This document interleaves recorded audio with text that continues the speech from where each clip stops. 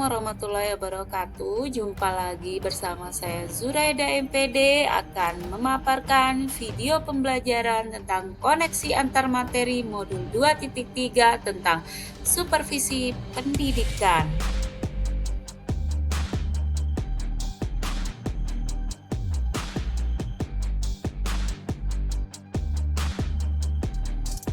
Apa itu kucing? Salah satu pendekatan yang memberdayakan adalah kucing, sebagaimana Whitmore tahun 2003 mengungkapkan bahwa kucing adalah kunci pembuka potensi seseorang untuk memaksimalkan kinerjanya. Adapun konsep kucing, yaitu pertama ada fokus utama. Kita lihat dari fokus utamanya, yaitu kucing sebagai pengembangan potensi diri untuk mencapai tujuan. Selanjutnya yaitu tujuan utama kucing, yaitu membantu individu mengidentifikasi dan mencapai potensi maksimalnya. Dan selanjutnya yang ketiga adalah peran coach. Coach berperan sebagai fasilitator, pemberi pertanyaan, dan pendengar aktif. Lalu yang keempat ada karakteristik proses. Prosesnya yaitu berpusat pada kunci, fleksibel, dan berorientasi pada masa depan. Selanjutnya, mari kita membahas 4 kompetensi inti coaching. Yang pertama ada kompetensi kehadiran penuh atau presence. Yang kedua adalah mendengarkan aktif. Yang ketiga, mengajukan pertanyaan berbobot. Dan yang keempat adalah mendengarkan dengan rasa.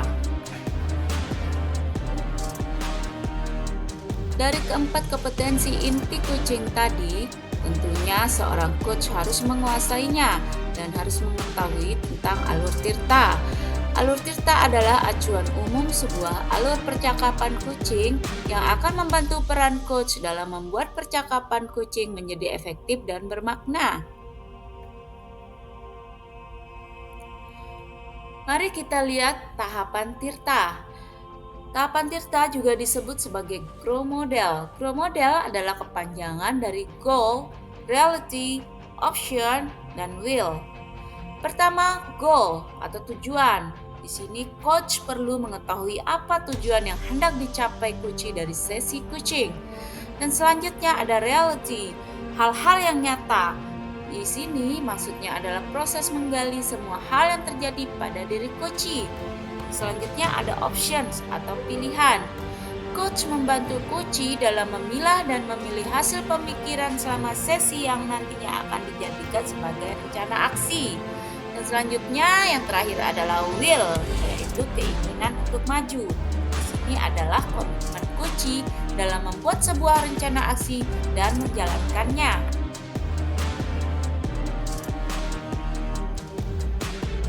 Mengenai pengalaman atau materi pembelajaran yang saya peroleh, yaitu saya baru saja memperoleh pemahaman mendalam tentang bagaimana pendekatan coaching dapat diterapkan untuk mendukung pengembangan profesional guru dan meningkatkan efektivitas pengajaran.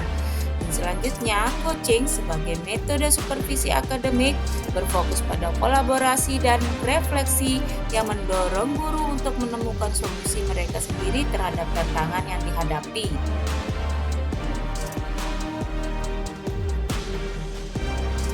Dalam proses belajar ini, saya merasakan antusiasme dan semangat yang tinggi ketika mengetahui bahwa peran saya sebagai coach dapat memberikan dampak positif bagi rekan-rekan guru.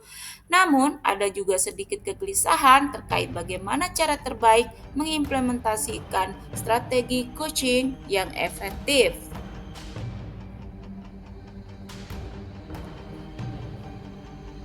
Pendekatan coaching memiliki keterkaitan terhadap kompetensi dan kematangan diri pribadi.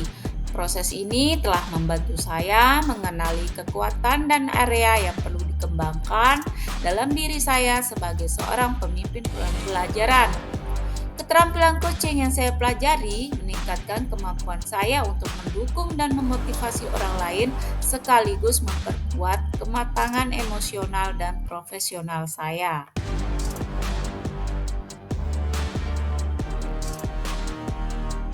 Berikut ini adalah beberapa peran yang saya lakukan sebagai seorang coach di sekolah? Yang pertama, selama pembelajaran, saya memberikan pertanyaan terbuka, mengajukan pertanyaan yang mendorong siswa untuk berpikir kritis dan kreatif, memberikan umpan balik yang spesifik, memberikan umpan balik yang jelas dan konstruktif untuk membantu siswa memperbaiki pekerjaan mereka. Yang kedua, saya memfasilitasi diskusi kelompok, menciptakan peluang bagi siswa untuk berkolaborasi dan belajar dari satu sama lain. Dan selanjutnya, setelah pembelajaran, saya memberikan bimbingan individual kepada siswa yang membutuhkan bantuan tambahan, mengadakan pertemuan dengan orang tua, dan melibatkan orang tua dalam proses pembelajaran siswa.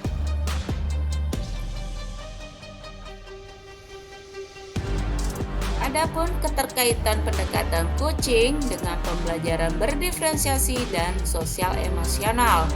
Pembelajaran berdiferensiasi dan pembelajaran sosial emosional merupakan dua pendekatan pembelajaran yang saling melengkapi. Sebagai seorang coach, guru dapat mengintegrasikan kedua pendekatan ini dalam praktik pembelajaran.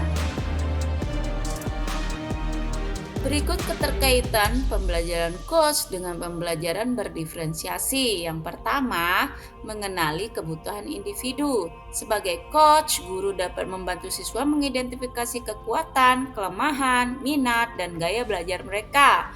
Dan selanjutnya, dalam merancang pembelajaran yang bervariasi, guru dapat menciptakan berbagai aktivitas pembelajaran yang sesuai dengan kebutuhan dan minat siswa. Dan yang ketiga, memberikan pilihan. Guru dapat memberikan siswa pilihan dalam menyelesaikan tugas ataupun proyek.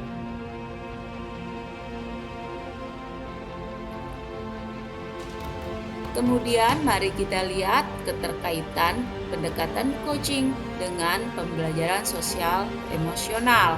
Yang pertama, membangun hubungan positif. Sebagai coach, guru dapat membangun hubungan yang positif dan saling percaya dengan siswa. Dan selanjutnya, mengajarkan keterampilan sosial emosional. Guru dapat mengajarkan keterampilan seperti empati, komunikasi efektif, dan pengelolaan emosi. Dan selanjutnya, menciptakan lingkungan yang aman. Guru dapat menciptakan lingkungan kelas yang aman dan inklusif di sekolahnya.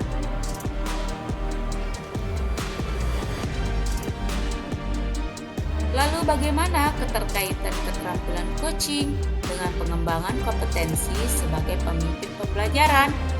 Keterampilan coaching memungkinkan untuk mengembangkan kompetensi kepemimpinan dengan cara yang lebih personal dan efektif. Dengan memfasilitasi refleksi dan dialog yang konstruktif, saya dapat memberdayakan rekan sejawat maupun murid untuk mencapai potensi penuh mereka, yang pada waktunya akan meningkatkan kualitas pendidikan di sekolah kami. Keseluruhan proses ini menuntun saya menuju pemahaman yang lebih dalam mengenai peran saya dan bagaimana saya dapat terus berkembang sebagai pemimpin yang efektif dan inspiratif.